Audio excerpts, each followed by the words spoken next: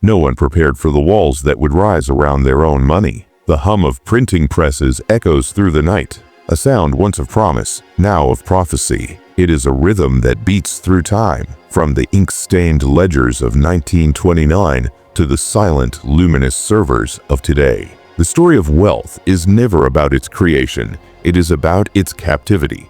We are about to walk through two ruins, one made of brick and dust, the other of light and law. One you can see, the other you are inside. This is not a tale of two collapses, it is a dissection of the same human fever, manifesting in two different centuries, a diagnosis of the cage that was built around your savings, while you were watching the lock.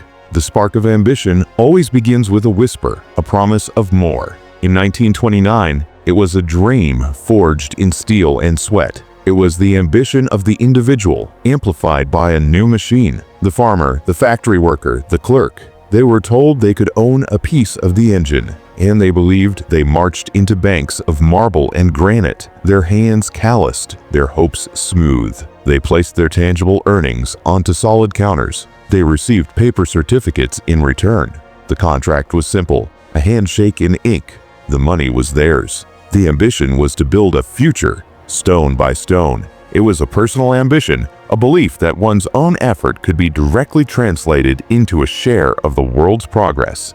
The bank was a conduit, a vault, a temporary holder. The relationship was clear. The citizen, the institution, the asset, a triangle of understood obligations. The ambition was raw, unmediated, and carried the scent of ink and metal. A century later, the spark of ambition was different. It was not about owning the machine. It was about becoming a node within it. The ambition was digitized, optimized. The promise was not of wealth, but of wellness, a secure retirement, a managed future. The hands were no longer calloused. They tapped on glass. The savings were no longer carried in envelopes. They were direct deposits, invisible transfers. The ambition was the same human yearning for security, but the form it took was a phantom, a number on a screen, a future value in a distant, protected account. The ambition was to be safe, and in seeking safety, they built the first layer of their own enclosure. This new ambition was not for conquest, but for coverage, not for ownership, but for allocation. It was a passive ambition, outsourced to algorithms and fund managers who spoke a language of beta and correlation.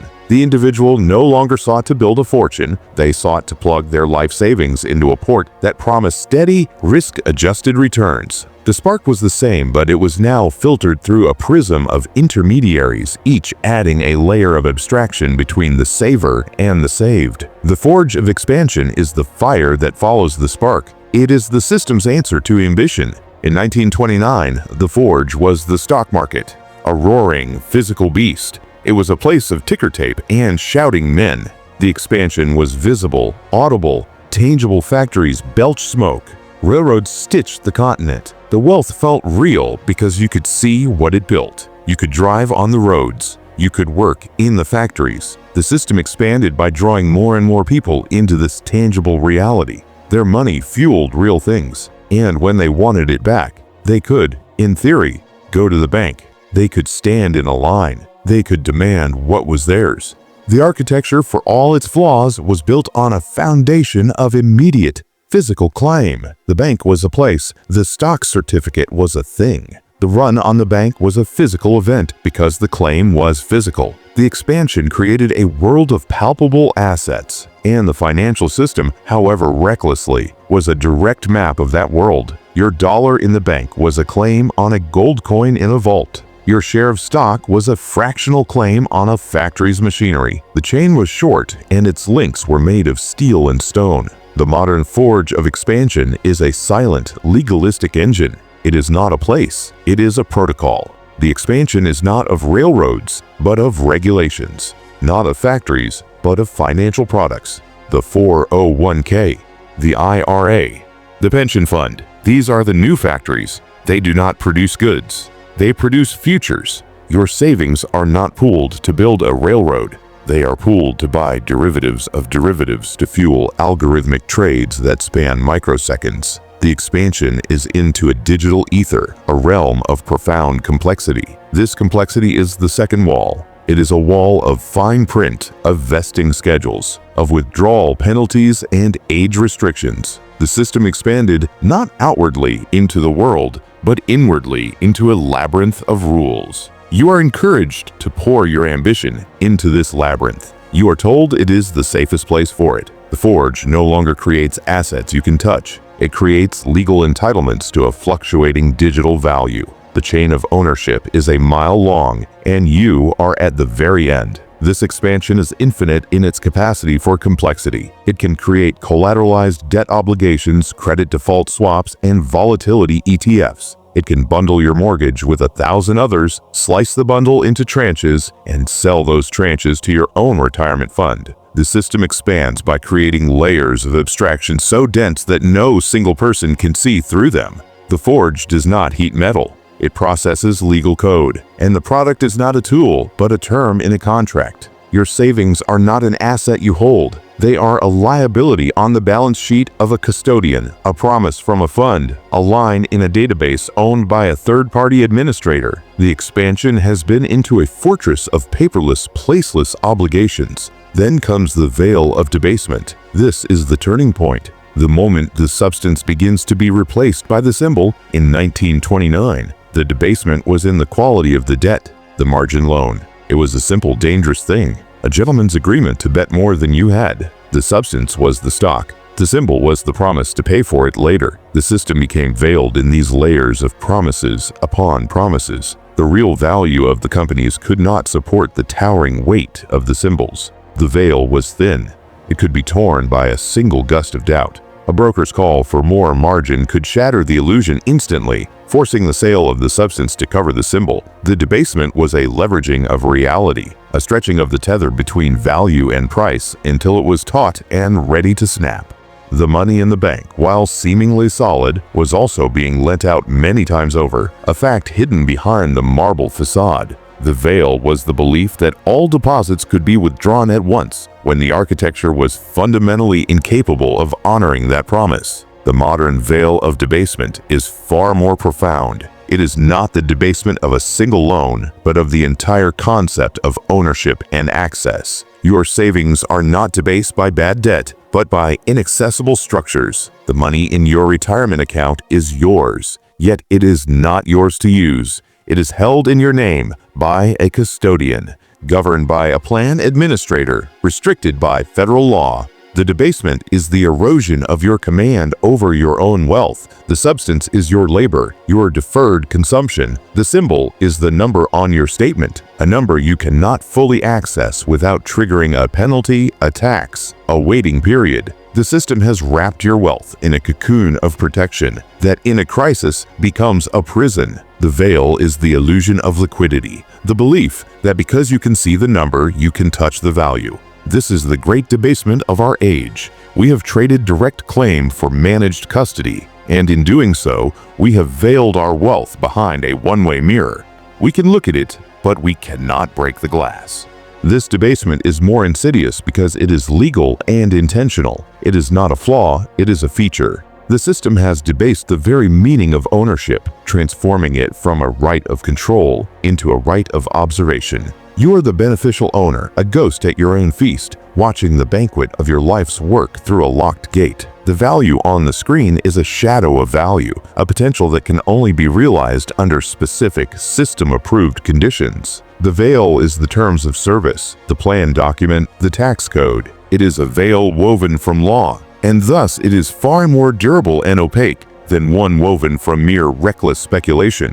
The fever of illusion is the euphoria that grips the crowd when the veil is mistaken for a crown. In 1929, the fever was visible in the faces around the ticker. It was the illusion that the line on the graph could only go up, that the music would never stop. The crowd cheered their own undoing because they believed they were building a new world. They could not see that they were stacking kindling at their own feet. The illusion was one of infinite growth, a simple, powerful, and fatal miscalculation. It was a fever of optimism, a belief in a perpetual motion machine of prosperity. The shoeshine boy offering stock tips was the emblem of this fever, the point where knowledge was no longer required, only participation. The fever was loud, boisterous, and drunk on its own momentum. Today, the fever of illusion is cooler, more sophisticated. It is not a fever of greed, but a fever of security. The illusion is that the system is too smart to fail, that the regulations, the insurance, the diversification have engineered away the risk.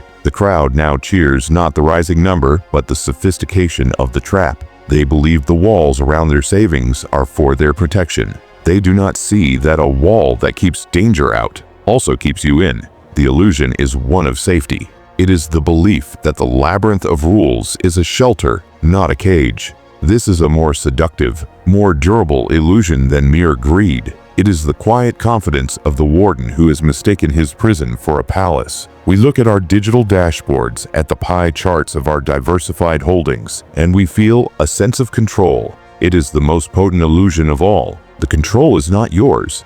It is the system's. You are merely observing its operation. This fever is administered in small daily doses. The monthly statement, the annual review, the reassuring language of long-term growth and compound interest. It is a fever of compliance, of trusting the process. The modern investor is not a speculator. They are a patient. And the system is the doctor, prescribing more of the same medicine, monitoring the vitals on the screen, and assuring them that the fluctuations are normal and the prognosis is excellent. The fever is so quiet, so rational seeming, that the onset of the true illness will be mistaken for a temporary anomaly. The fracture of faith is the first crack in the foundation, the moment a whisper of truth cuts through the noise. In 1929, the fracture was sudden, a sound, the crash of falling numbers. It was a run on the bank, a physical, desperate act. The faith was in the bank's doors remaining open. When the doors closed, the faith shattered like glass. People could see their money was gone.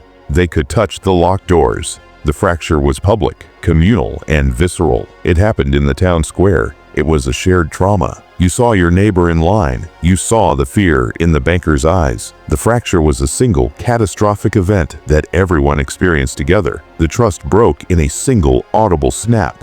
The modern fracture of faith will be silent. It will happen in the mind of a single individual, and then millions simultaneously. It will not be a run on a bank. It will be a click on a website, a withdrawal request, and then an error message, a notice of a mandatory 10 business day holding period, a notification of an early withdrawal penalty amounting to 30% of the requested sum.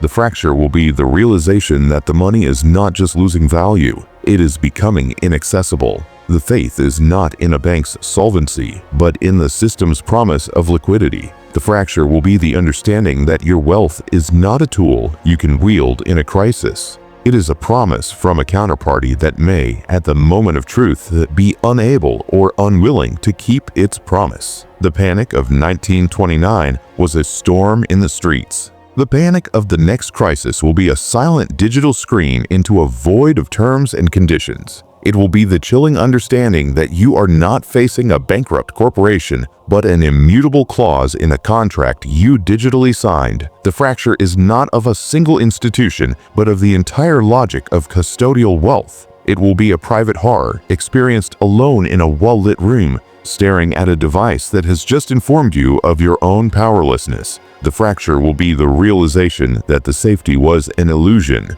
and the protections were shackles. This fracture does not make a sound, but it echoes forever in the soul. The flood of folly is what follows the fracture. It is the system's frantic, self-destructive attempt to preserve itself. In 1929, the folly was the desperate selling, the margin calls, the hoarding of gold. It was a flood of panic, channeled through the only avenues people had: the streets, the trading floors. The folly was visible, chaotic, and human. It was a stampede. The system's response was clumsy and inadequate. Bank holidays, speeches, attempts to shore up prices. The folly was in the belief that confidence could be restored by rhetoric when the architecture itself had collapsed. The coming flood of folly will be automated, algorithmic. It will be a flood of locked accounts, of trading halts, of government announcements temporarily suspending early withdrawals from retirement plans to protect investors from their own panic. The system will respond not with human tellers closing windows, but with code executing its programmed contingencies. The folly will be the system following its own rules to their logical, catastrophic conclusion. It will protect the integrity of the system by destroying the wealth of the individual. It will create stability by imposing paralysis. Your savings will not vanish in a bank run. They will be frozen in a regulatory response. The flood will not be of people, but of restrictions. A deluge of legal and digital barriers that separate you from your means of survival more effectively than any locked bank door ever could. The architecture of 1929 allowed for a rapid, chaotic collapse. The architecture of today is designed for a managed, protracted suffocation. The folly will be dressed in the language of prudent. Circuit breakers will trigger. Liquidity gates will close. The system will seize up, not because it is broken, but because it is functioning exactly as designed to in a stress scenario. Its design priority is self-preservation, not the fulfillment of individual claims. The flood will be a tsunami of automated compliance, washing away any last hope of individual agency. You will not be able to fight it because you cannot fight a line of code. You cannot reason with an algorithm. The folly is that we built a system so intelligent it knows how to save itself by sacrificing us. And finally, the final hush of oblivion, the silence after the storm. In 1929, the hush was the quiet of the closed factory, the empty farm, the soup kitchen line. It was a physical silence, born of physical ruin. The wealth was gone and the landscape showed it. The oblivion was tangible. You could smell the idle machinery. You could feel the emptiness of the pockets. The silence was the absence of work, of commerce, of life. It was a silence that screamed. The modern hush of oblivion will be different. It will be the silence of a refreshed browser window showing the same number as yesterday, a number that is now meaningless because it cannot be converted into power. It will be the quiet hum of a server farm maintaining the illusion of stability while the reality of trapped value sets in. The ruin will not be physical, it will be functional. The skyscrapers will still stand, the roads will remain, but the mechanism that allows an individual to convert their stored labor into present action will have ceased. The final hush is the realization that the greatest wealth in human history has been rendered inert by the very systems created to guard it. The empire of digits does not fall with a crash. It fades into a permanent, quiet state of arrest. It is the silence of a calculator that can no longer add, a clock that can no longer tell time. The assets are all there, on the balance sheets, in the funds, but the gateway is closed. The permission is revoked. The hush is the sound of a world that has all the wealth it ever dreamed of and no way to use it. It is the quiet of the museum where beautiful things are kept behind glass, forever observed but never touched. Your financial life becomes an exhibit. Your savings, a relic. You are a curator of your own frozen potential. This is the pattern most people miss until it is too late. They watch for the signs of 1929. They look for the bank runs, the bread lines. They are blind to the new architecture. A cage does not have to be made of iron to be a cage. The most perfect prison is one the prisoner does not know he is in. He is told it is a sanctuary. He decorates the walls himself. In 1929, the chains were debt and margin calls. Today, the chains are the protections we begged for, the retirement accounts, the regulatory safeguards. They are not evil. They are simply a new kind of wall, a more sophisticated lock. We built a system to prevent a run on the bank, and in doing so, we built a system that can never release our savings when we truly need them. The tragedy is not that the collapse will happen. The tragedy is that when it does, you will look at your screen, at the vast wealth you have accumulated, and you will be a pauper staring at the reflection of a king. You will have all the digital rights and none of the human power. The pattern is the migration of wealth from a physical state to a legal one, from an asset to an access right, from a tool in your hand to a number in a managed database. The pattern is the slow, deliberate, and well-intentioned construction of the most comprehensive trap in economic history. We are not facing a collapse of value. We are facing a failure of function. And the failure of function in a system upon which all modern life depends is a quiet, digital apocalypse. Every empire thinks it's different until the smoke smells the same. If this story stirred something in you, subscribe to Wealth Rex. where the ruins of money still whisper their truths.